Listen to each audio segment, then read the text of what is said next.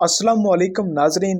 जब 12 सितंबर को नए आईफोन की रोनुमाई होगी तो अब ये बात तकरीबन यकीनी तौर पर कही जा सकती है कि इसमें USB-C चार्ज पॉइंट होगा। अपने हरीफ मोबाइल फ़ोन के मुकाबले में इस वक्त आईफोन लाइटनिंग अडॉप्टर इस्तेमाल करता है जो सिर्फ एप्पल के मोबाइल फ़ोन्स को चार्ज करते हैं। सार्फिन की बचत और माहौल के तनाजुर में कचरे को कम करने के लिए यूरोपीय यूनियन ने दिसंबर 2024 तक मोबाइल बनाने वाली कंपनी को इस बात के लिए पाबंद किया था कि वो फ़ोन्स में एक मुश्तरका चार्जिंग कनेक्शन रखेंगे ताकि तमाम मोबाइल फ़ोन्स एक ही किस्म के चार्जिंग तार से चार्ज हो जाएं। एप्पल के तकरीबन तमाम नए प्रोडक्ट्स जैसा कि ताज़ा तरीन आईपैड पहले से ही USB-C का इस्तेमाल करते हैं। ताहम एप्पल ने यूरोपीय यूनियन के इस कानून के खिलाफ इससे काबिल भी तौजीहात पेश की हैं।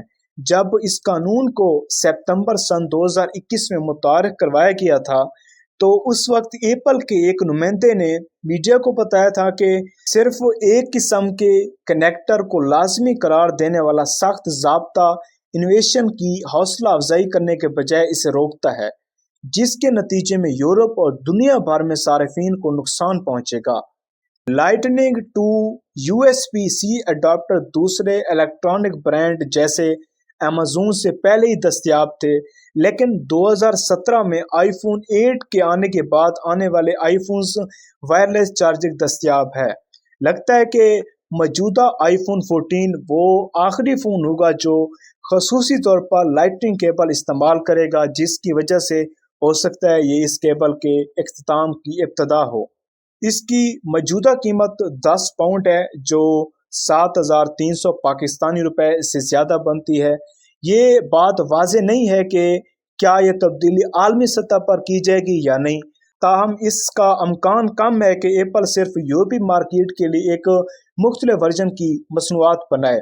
तवक्को की जा रही है कि ये तब्दीलियाँ अगले हफ्ते होने वाले एप्पल की तकरीब में रोनुमा होने वाले नए आईफोन 15 और आईफोन 15 प्रो में होंगी। नाज़रीन, खबर के मुताबिक सार्फिन को ये फ़ायदा होगा कि उन्हें आईपैड्स, आईमैक्स और आईफोन के लिए एक ही चार्जर का इस्तेमाल करना होगा और डाउनलोड की रफ्तार भी तेज़ होगी।